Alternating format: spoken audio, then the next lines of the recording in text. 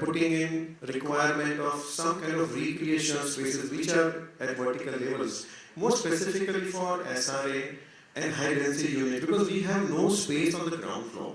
So if there is a compulsion which comes in that you provide this kind of recreation or social interactive spaces at upper levels, then at least they can have, instead of staying either in their homes or stay out on the streets, they have no space. I mean, you have done, like Powai, we go to Hiranandani, we adore it because of the landscaping and open spaces and of course the beautiful towers. But when I come back to affordable and common man, I mean, what can we do, sir, as an industry? No, actually you can do both. So you can create affordable housing and still create amenities which are not at the high cost level. It's possible to do, and you can do sector-wise developments rather than individual buildings for rehabilitation. Like they are planning in the case of Dharavi. If you do that, you can have open spaces, you can create amenities, but if you're making single buildings, it's impossible to do that. So I think what you really need to do is sectoral areas that need to go for redevelopment, and if that happens, certainly you can take up issues. But look at the new ideas which have come.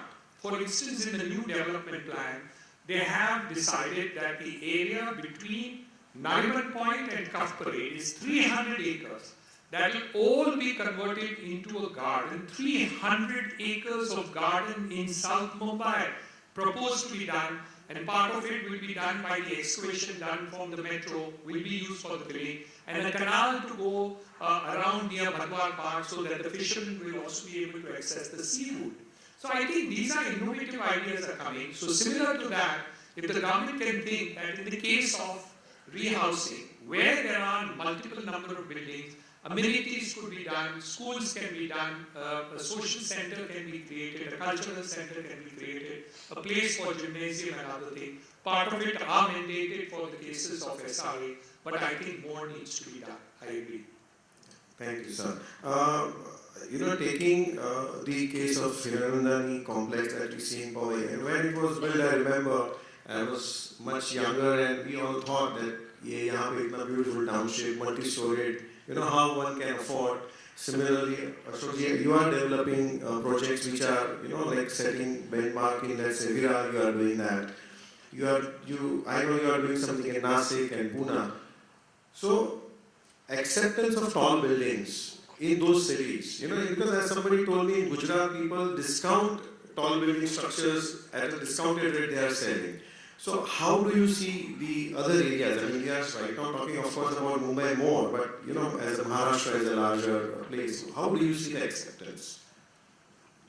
No, I'll just say one point.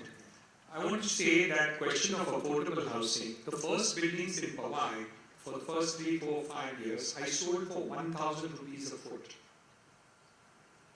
Today they are being resold at 30,000 rupees a foot, same flat. So we created affordable housing in Powai. They have become unaffordable on resale, not because I sold it at all. No, of course.